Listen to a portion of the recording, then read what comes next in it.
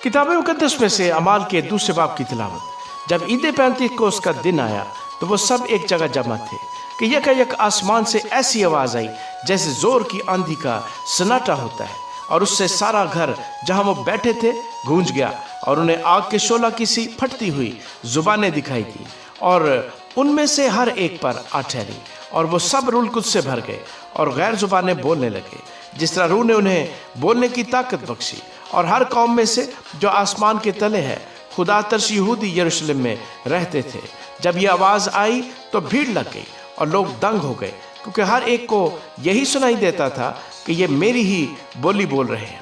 और सब हैरान और मुताज्जब होकर कहने लगे, देखो ये बोलने वाले क्या सब गलीली नहीं? फिर क्यों कर हम में से हर एक अपने अपने वतन की बोली सुनता है? हालांकि हम पार्थी और मादी और एलामी और मेसोपोटामिया और यहूदिया और कुप्दुकिया और पैंतुस और आसिया और फ्रोगिया और पंफिलिया और मिस्र और लबुआ के इलाके के रहने वाले हैं, जो क्रीने की तरफ है, और रूमी मुसाफिर खा यहूदी खा उनके मुरीद और क्रीती और अरब है, मगर अपनी अपनी जुबान में उनसे खुदा के बड़े बड़े कामों का बयान सुनते हैं। और सब हैरान हुए और घबराकर एक दूसरे से कहने लगे कि ये क्या हुआ चाहता है। और बाज ने ठट्ठा करके कहा कि ये तो ताज़ा मै के नशे में है। लेकिन पतरस उन 11 के साथ खड़ा हुआ और अपनी आवाज़ बुलंद करके लोगों से कहा कि ऐ यहूदियों और ऐ यरूशलेम के सब रहने वालों, ये जान लो और कान लगाकर मेरी बातें सुनो कि जैसा तुम समझते हो ये नशे में नहीं, क्योंकि अभी तो पहले ही दिन चढ़ा है, बल्कि ये वो बात है जो यूएल नबी की मार्फत कही गई है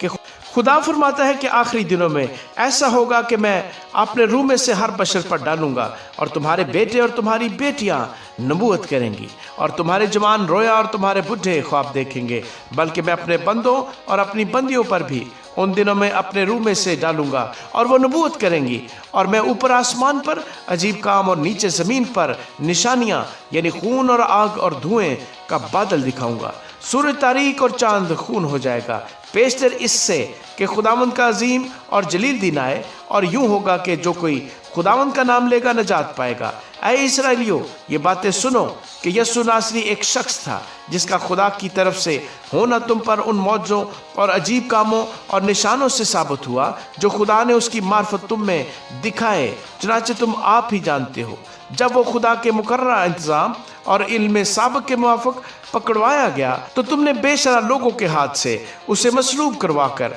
मार डाला, लेकिन खुदा ने मौत के बंद खोलकर उसे जलाया, क्योंकि मुमकिन न था कि वो उसके कब्जे में रहता, क्योंकि दाऊद उसके हक में कहता है कि मैं खुदावंद को हमेशा अपने सामने देखता रहा, क्योंकि वो मेरी दाहिनी तरफ है ताकि मुझे जुम्बश न हो। इसी सबब से मेरा दिल खुश हुआ और मेरी जुबान शाद, बल्कि मेरा जिस्म भी उम्मीद में बसा रहेगा, इसलिए कि तू मेरी जान को आलम रवा में न छोड़ेगा और न अपने मुकद्दस के सड़ने की नौबत पहुंचने देगा। तूने मुझे जिंदगी की राहें बताई, तू मुझे अपने दीदार के बायस खुशी से भर देगा। ऐ भाइयों, मैं कौम के बुजुर्ग दाऊद के हक में तुमसे दिलेरी के साथ कह सकता हूँ कि वो मुआ और दफन भी हुआ, और उसकी कब्र आज तक हम में मौजूद है। बस नबी होकर और ये जानकर कि खुदा ने मुझसे कसम खाई है कि तेरी नस्ल से एक शख्स को तेरे तख्त पर बैठाऊंगा। उसने पेशगोई के तौर पर मसीह के जी उठने का जिक्र किया कि ना वो आलम रवा में छोड़ा गया, ना उसके जिस्म के सड़ने की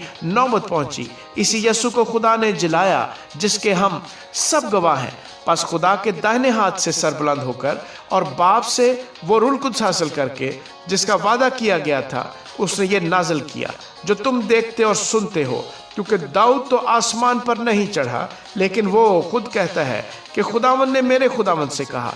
मेरी दाहिनी तरफ बैठ जब तक मैं तेरे दुश्मनों को तेरे पांव तले की चौकी न कर दूं। बस इसराइल का सारा घराना यकीन जान ले कि खुदा ने उसी यीशु को जिसे तुमने मसलूब किया, खुदावंद भी किया और मसीह भी। जब उन्होंने ये सुना तो उनके दिलों पर चोट लगी, और पतरस और बाकी रसूलों से कहा कि ऐ भाइयों, हम क्या करें? पतरस ने उनसे कहा कि तौबा करो और तुम में से हर एक अपने गुनाहों की माफ़ी के लिए यीशु मसीह के नाम पर बपतिस्मा ले, तो तुम रूह कुद्स इनाम में पाओगे। इसलिए कि ये वादा तुम और तुम्हारी औलाद और उन सब दूर के लोगों से भी है जिनको खुदावंद हमारा खुदा अपने पास बुलाएगा, اور اس نے اور بہت سی باتیں جتا جتا کر انہیں یہ نصیحت کی کہ اپنے آپ کو اس ٹیڑھی قوم سے بچاؤ۔ پس جن لوگوں نے اس کا کلام قبول کیا انہوں نے بپتسمہ لیا، اور اسی روز 3000 آدمیوں کے قریب ان میں مل گئے، اور یہ رسولوں سے تعلیم پانے اور رفاقت رکھنے میں اور روٹی توڑنے اور دعا کرنے میں مشغول رہے،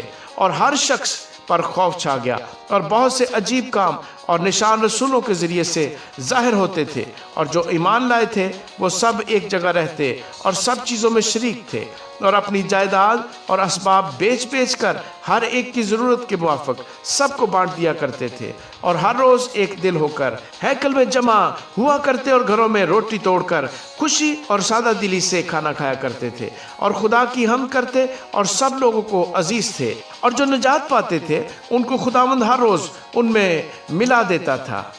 آمین۔